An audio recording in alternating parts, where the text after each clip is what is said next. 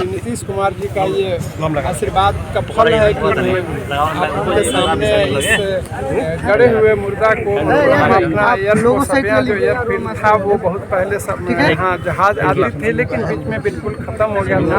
पता ही नहीं था इसका, कहीं कोई रिकॉर्ड नहीं मिल रहा था। इसको रिकॉर्ड को निकालने में हमें करीब 1.5 साल लग गए। 1.5 साल के बाद पहले जब मैं अपना पार्लियामेंट में जब सवाल किया तो भारत सरकार ने जवाब दिया कि ये बिहार सरकार की संपत्ति है। फिर मैंने अपने माननीय मुख्यमंत्री जी से मुलाकात की। माननीय मुख्यमंत्री जी बोले कि नहीं, ये भारत सरकार की संपत्ति है, बिहार सरकार की संपत्ति नहीं है, लेकिन पेपर कहीं नहीं मिला। फिर मैंने दोबारा क्वेश्चन किया भारत सरकार को से संसद में, तो फिर से दोबारा जवाब मिला कि बिहार सरकार की संपत्ति है। फिर अंत में मैंने RTI का सहारा लिया। एक RTI किया, उसमें जवाब नहीं मिल सका। फिर दूसरी RTI लगाया, उसका जवाब नहीं मिल सका। फिर तीसरी बार अपील में जब मैं गया तो सरकार उसको ढूंढना शुरू की। चूँकि ये एयरफील्ड एयरफोर्स का है और ये 1868 में बना था, सेकेंड वर्ल्ड वार के टाइम में। उसमें ब्रिटिश गवर्नमेंट थी, उसकी राजधानी कलकत्ता में थी। इसलिए ढूंढते ढूंढते वो पेपर, ये सबिया एयरपोर्ट का पेपर कलकत्ता में मिला और वहाँ जो रिकॉर्ड मिला, उस रिकॉर्ड में हमें मिला कि ये 470 एकड़ ज़मीन है, जिसमें 470 एकड़ ज़मीन हम लोगों के लिए बहुत ज़्यादा है।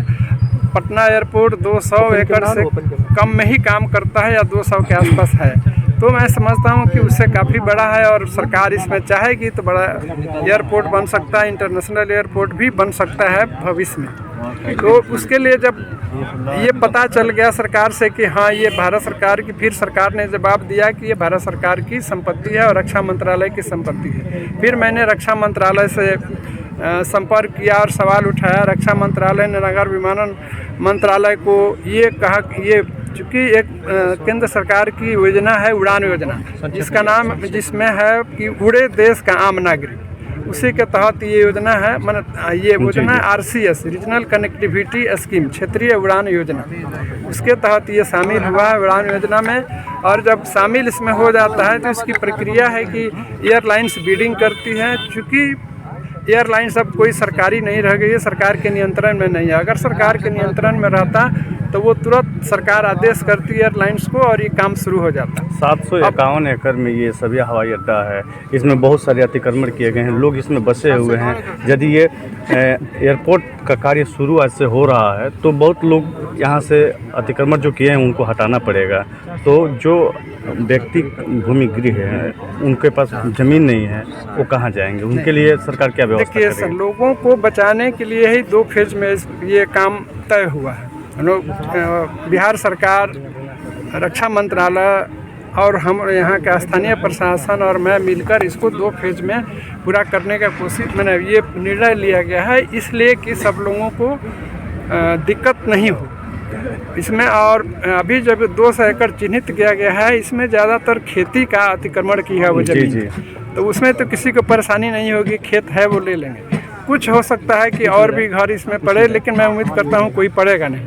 इसलिए इसमें 280 एकड़ में हम लोग पहले शुरू कर रहे हैं। और रही बात अतिक्रमण हटाने की, तो इसमें जो हमारे गरीब और भूमिहीन लोग हैं उनको जिला प्रशासन ये प्रयास कर रहा है और ये वादा किया, और मैं भी वादा करता हूँ कि यहाँ के जो भूमिहीन गरीब लोग हैं उनको दूसरी जगह बसाने का प्रयास हो रहा है। दूसरी जगह उसके लिए ज़मीन की तलाश की जा रही है।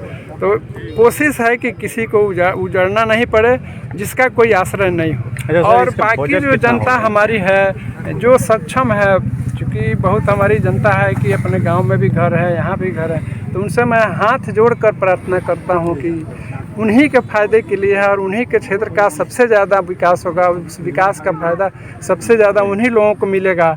इसलिए वो कृपया धीरे धीरे खाली कर देंगे तो एक हम लोग के गोपालगंज जिले के लिए एक कृति। लक्ष्य क्या है? कब तक इसका समय सीमा रखा गया? अब एक सारी प्रक्रिया पूरी हो चुकी है, एक ही प्रक्रिया बाकी है, वो है अभी मैंने आपको बताया कि अगर केंद्र सरकार के अंदर में एयरलाइंस रहती तो वो तुरंत शुरू हो जाता। अच्छा। लेकिन चूँकि जितनी एयरलाइंस हैं सब प्राइवेट हैं, तो इसकी अब प्रक्रिया यह है कि जब भारत सरकार बिडिंग निकालती है, बिडिंग निकालती है, उसमें बिडिंग में जनता के शब्दों में मैं कहूँ कि टेंडर निकलता है जनता को समझने के लिए। जी, जी। जैसे वो बिडिंग निकलेगा, कोई भी एक एयरलाइंस बिडिंग उसमें कर देगी। जिस दिन बिडिंग कर देगी उसके बाद से भारत सरकार इसमें काम लगाना शुरू कर देगी। सर हम लोग को मैंने एयर सभी में जोर से बसल बड़ी लो। पोखरा अच्छा तो अभी जा आज के लिए आस बा नोटिस वगैरह मिलल बा। अच्छा तब तो जे तुरा जाई इंदिरावास मिलल बा। हां इंदिरावास अच्छा वही पर बनल बा। हाँ जमीन देले बा। निकलिए तो आदित्य मार्ग निकलिए तो सरकार